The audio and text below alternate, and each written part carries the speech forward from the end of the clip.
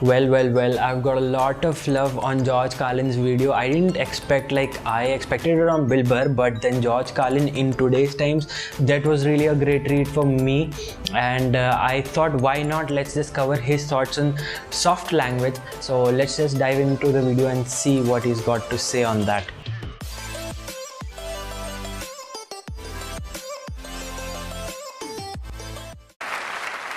But it didn't happen, and one of the reasons is because we were using that soft language, that language that takes the life out of life. And it is a function of time. It does keep getting worse. Give you another example. Sometime during my life, toilet paper became bathroom tissue.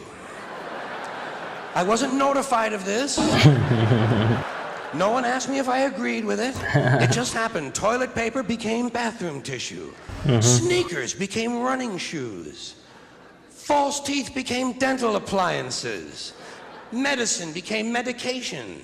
Information became directory assistance. The dump became the landfill. Car crashes became automobile accidents. Partly cloudy became partly sunny. Motels became motor lodges. House trailers became mobile homes. Used cars became previously owned transportation. Room service became guest room dining. And constipation became occasional irregularity. When I was a little kid, if I got sick, they wanted me to go to the hospital and see the doctor. Now they want me to go to a health maintenance organization. Or a wellness center to consult a healthcare delivery professional. Poor people used to live in slums. Now the economically disadvantaged occupy substandard housing in the inner cities. And they're broke. They're broke. They don't have a negative cash flow position. They're fucking broke. Because a lot of them were fired. You know, fired. Management wanted to curtail redundancies in the human resources area. So many people are no longer viable members of the workforce. Smug, greedy, well-fed white people have invented a language to conceal their sins. It's as simple as that. The CIA doesn't kill anybody anymore. They neutralize people.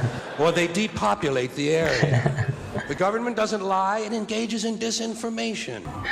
The Pentagon actually measures nuclear radiation in something they call sunshine units. Israeli murderers are called commandos. Arab commandos are called terrorists. Contra killers are called freedom fighters. Well, if crime fighters fight crime and firefighters fight fire, what do freedom fighters fight? They never mention that part of it to us, do they? Never mention that part of it.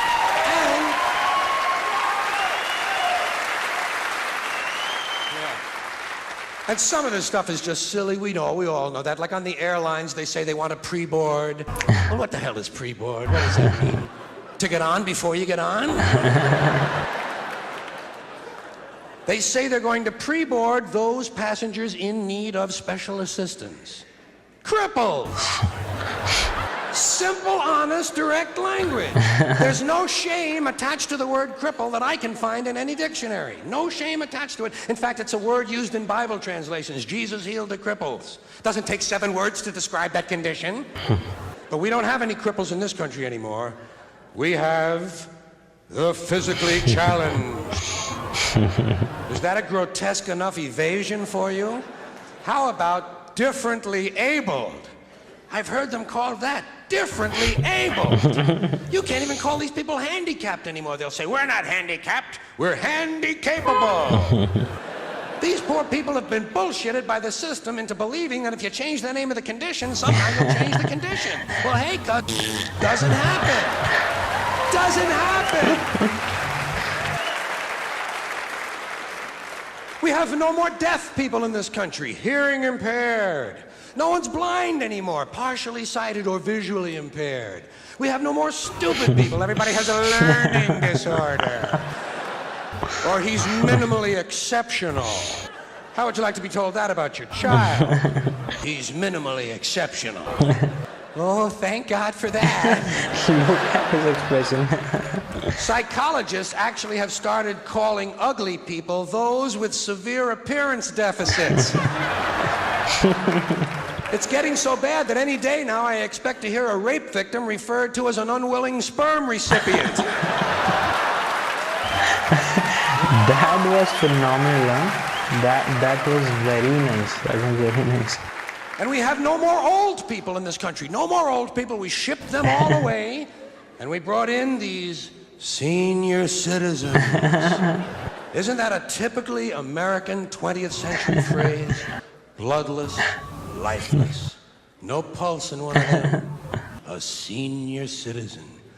But I've accepted that one. I've come to terms with it. I know it's here to stay. We'll never get rid of it. That's what they're going to be called, so I'll relax on that. But the one I do resist, the one I keep resisting, is when they look at an old guy and they'll say, "Look at him, Dan. He's 90 years young."